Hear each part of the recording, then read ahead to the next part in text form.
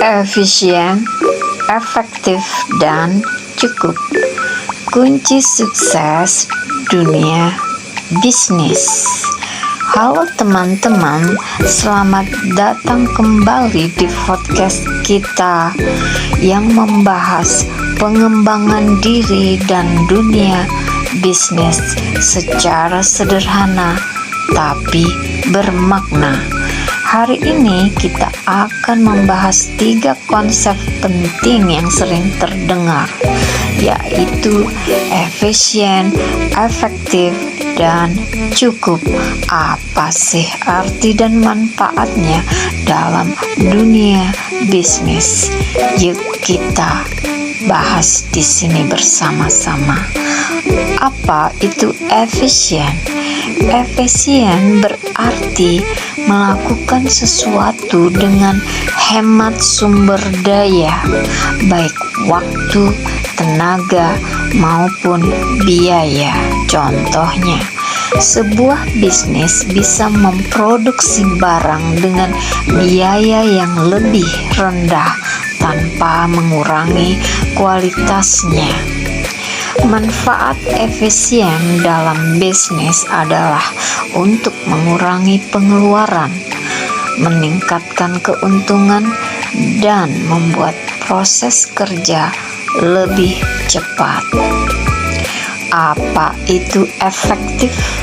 Efektif berarti melakukan sesuatu dengan hasil yang tepat sesuai tujuan. Contohnya, strategi pemasaran yang benar-benar meningkatkan penjualan, bukan hanya ramai tapi tidak menghasilkan. Manfaat efektif dalam bisnis. Pertama, tujuan tercapai dengan jelas. Kedua, tidak membuang energi ke hal yang tidak penting. Dan ketiga, meningkatkan kepuasan pelanggan. Lalu, apa itu cukup? Cukup berarti tidak berlebihan dan tidak kekurangan, tapi sesuai kebutuhan. Contohnya, bisnis tidak harus selalu mengejar keuntungan besar, tapi memastikan operasional stabil dan berkelanjutan.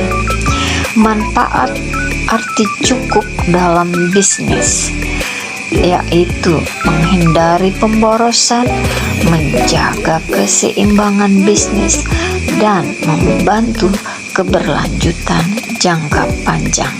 Lalu, mengapa ketiga itu tadi penting antara efektif, efisien, dan cukup?